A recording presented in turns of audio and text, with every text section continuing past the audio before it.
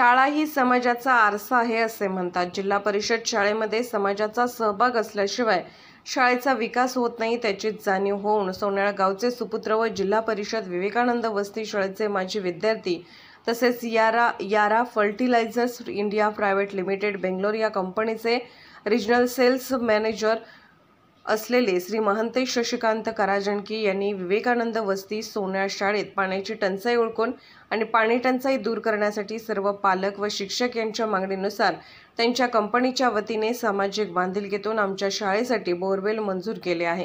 श्री महंतेश कराजणकी यांचे शाळा व्यवस्थापन समिती आणि शाळेच्या वतीने हार्दिक अभिनंदन आणि मनपूर्वक आभारी आहोत। हनुमंत शिंदे यांचा हा रिपोर्ट।